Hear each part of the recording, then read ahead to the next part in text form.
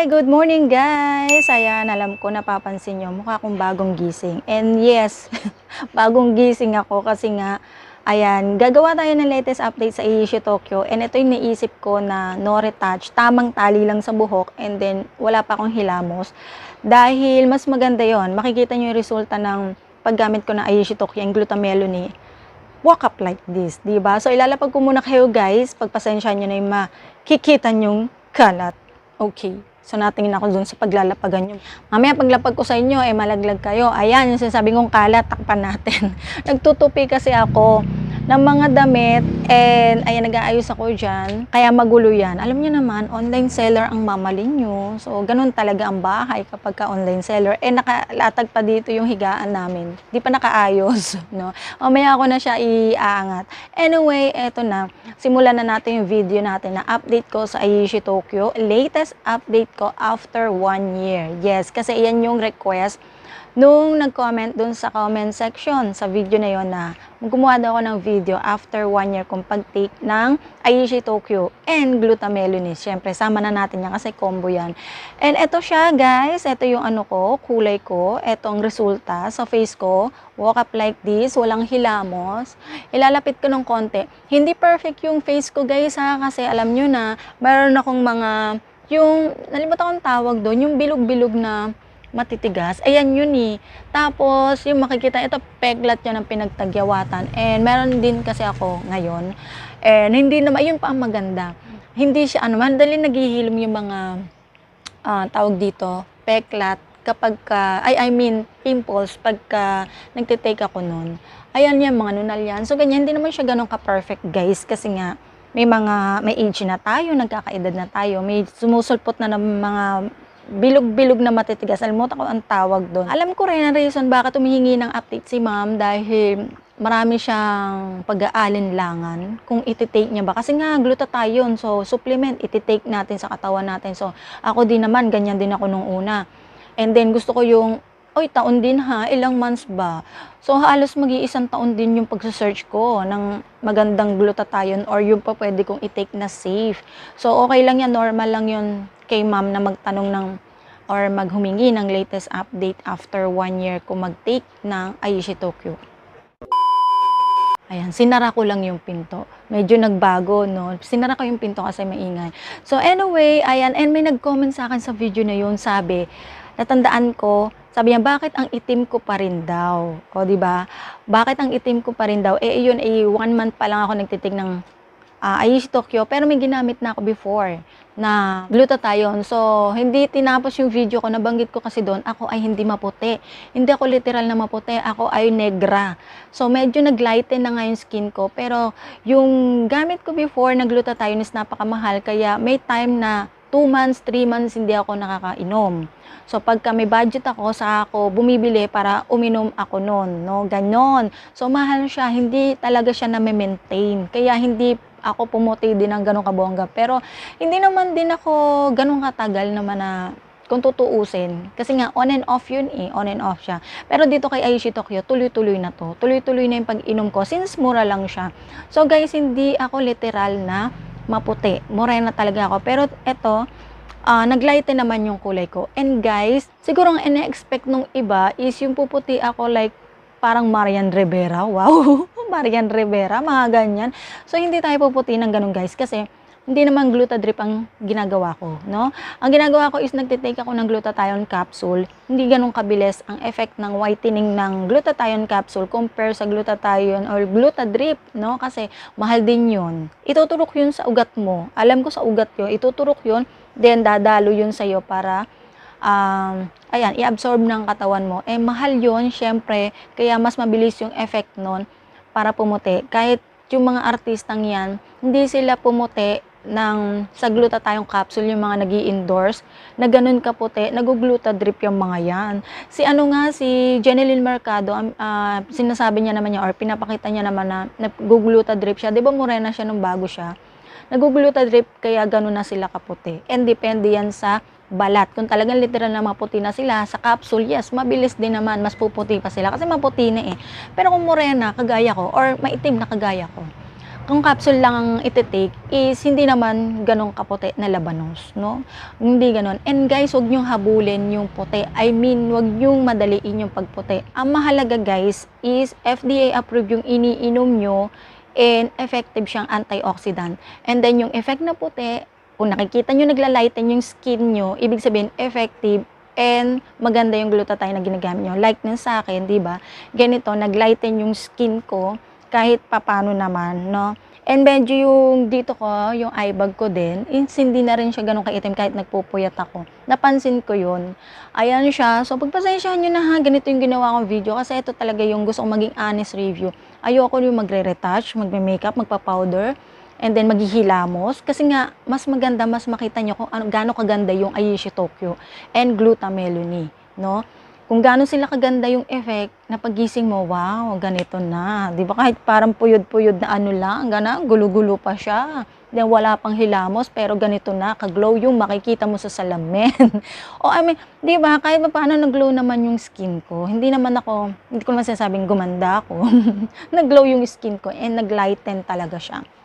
So yun, eto guys ang resulta ng aking pag-take tuloy-tuloy ng Ayushi Tokyo. And guys, maganda nun, kung magte-take kayo ng Ayushi Tokyo and Glutathione, i-combo nyo na sila. And huwag kayong mag-try ng ibang product kasi hindi nyo malalaman kung kanino siya naging effective or baka mamaya, baka hindi pa maganda yung pag-combo nyo, may mangyaring hindi magandang resulta kasi hindi sila same brand. Kasi si Ayushi Tokyo and Glutathione is same brand sila and ginawa talaga silang pang-combo sa isa't isa. So gabi, again, gabing iniinom si Glutathione and si Ayushi Tokyo sa morning siya kasi meron siyang oral sunblock and then si Glutathione is meron siyang antok effect. Guys, ganito na nga pala yung itsura ng Ayushi Tokyo pag bumili kayo sa Thai Beauty Shop. Ayan na siya, nakalagay na siya sa box. Before kasi ganito siya. Hindi siya nakalagay sa box. Bottle siya, naka-bubble wrap lang pag pinapak nila. Ayan. Pero okay lang yung ano nito, matigas naman. Tapos kahit bubble wrap lang is protected naman yung item. So ganyan. Pero maganda na rin tong naka-box kasi mas protected, 'di ba? Mas maiingatan. Kahit pa iyan ay maupuan, makapal din yung box nila and meron siyang tawag hologram, patunay na legit. Merong QR code, QC code, QR code. Merong QR code and ayan, hologram yung sticker niya. And makikita nyo rin yung kanyang pagkaka-print sa box is matingkad. Ayan. So, legit to. Legit na legit. Siyempre, sa Thai Beauty Shop ko siya in order, diba? And then, makikita nyo yung QR code. Nandyan yung logo ng Thai Beauty Shop. And then, eto din, si Ayushi Tokyo, naglagay na sila ng sticker dyan. Patunay na ito yung legit.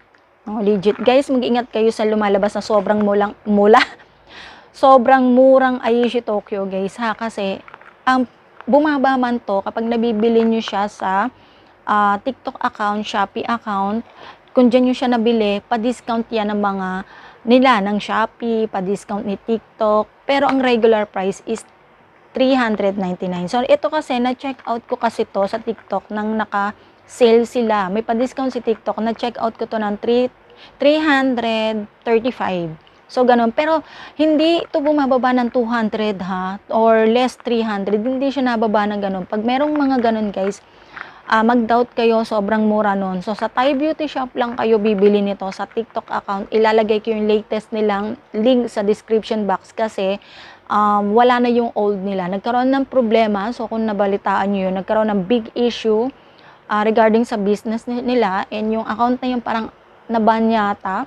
Ganyan. So, alam nyo na, pagka nagiging hype, may mga taong mga gumagalaw sa business o ganyan. Anyway, so ayun, ilalagay ko na lang yung latest, no?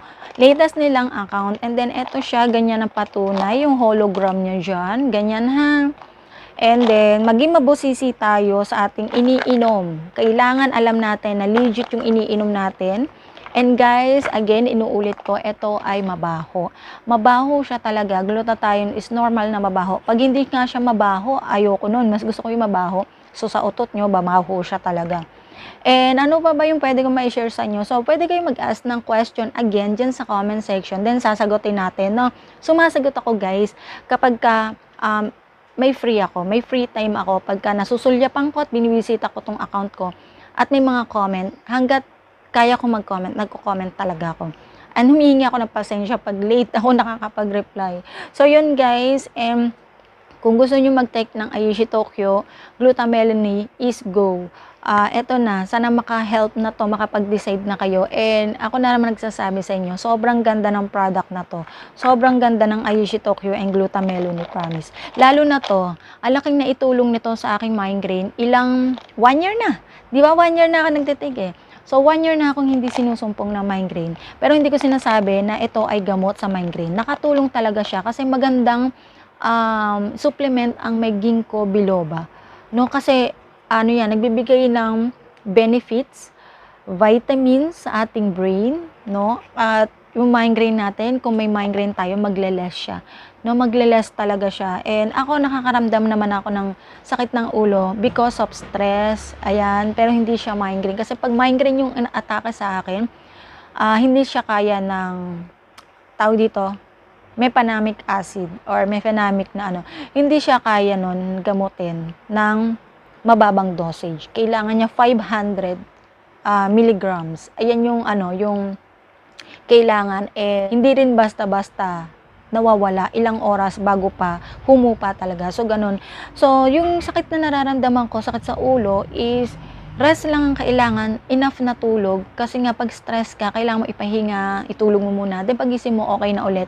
And then wag magpapalipas ng gutom. And then pag low blood ako, yun din yung nagkakos na sumasakit ang ulo ko. Then kailangan lang ng iron supplement. So ganun lang guys. Pero sa aking migraine is, grabe. Nakatulong sa akin guys. Ayan siya ha. So Glutathione Advanced White times 10. Ano to guys, yung may times 10 ha, may magtatanong sa akin, anong klaseng Glutathione daw, kasi may times 7, yung dati nila, yung naka-pouch. So, ito ay advanced white 10 times ha, 10 times siya. L-glutathione plus melon extract plus vitamin C plus ginkgo biloba. 60 capsule per bottle. So, nasa sa inyo kung gusto nyong pagsabayin or magkahiwalay. 1 to 2 capsule lang guys ha, huwag na kayong sumobra. Kung hindi naman kayo nagmamadaling pumuti, no? Pero kung sumobra naman kayo dito, is okay lang. Wala namang overdose sa glutathione. So, malalabas lang. Masasayang lang kasi pagka sobra yung intake nyo. Pero okay lang, wala naman ng overdose dito. So, ganyan siya guys. So, 1 to 2 naman nakalagay dito. Kung ano yung nilagay sa box, kung ano yung nilagay dyan, suggested use, is yun ang sundin natin. Take 1 to 2 capsule. Kasi iyan yung safe, mas safe, no? And then dito kay Ayushi Tokyo, ganun din naman. So, yung wag tayo magmadali sa pagputi. Puputi tayo.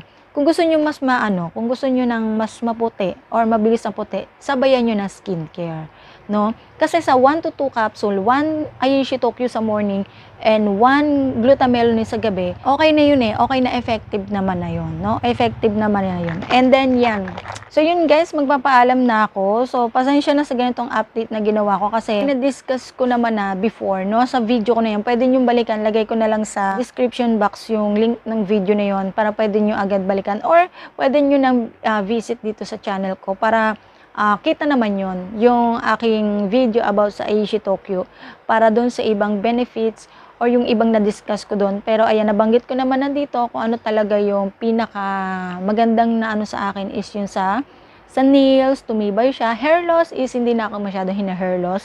And then, naging maganda yung tulog ko. Naging maayos siya. And migraine ko is nag-less na. Sa menstruation is normal, okay naman siya. Naging regular na talaga. So, yun lang guys. Kung may doubt kayo guys, magpa-consult sa doktor. Mas mainam pa rin yun. Pwede nyo ipakita to sa kanila. Pero sasabihin ko sa inyo, a-approve sila dito. Kasi lahat ng doktor na na-try na to and wala naman negative dito sa Ayushi Tokyo. Pero kung may naramdaman kayong pag-take nyo nito ng masakit ang ulo nyo, ng 1 week na ganun pa rin ang nararamdaman nyo or mabigat yung pakiramdam nyo, stop using this or mag-stop kayo nito, no? stop kayo ng pag-take nito dahil baka hindi hiyang sa inyo. Yun yung tawag dito, effect. Pag hindi nahihiyang sa inyo ang isang supplement, sumasakit yung ulo nyo, and then parang iba yung pakiramdam nyo, mabigat yung pakiramdam nyo, ganyan siya, no? So, pwedeng stop nyo and magpa-consult kayo sa doktor. Pero kung wala naman nangyari sa inyo, pag bagong take nyo, gumagamit kayo nito, first time user kayo, then okay naman siya, tuloy-tuloy nyo lang siya, and ganito yung magiging resulta sa inyo. Ayan. O, what more pag nag-ayos pa tayo? 'Di ba? What more pag nag-ayos pa tayo? Hindi pa ako nag-ayos niyan. So, yun lang guys. See you on my next video, guys. Bye!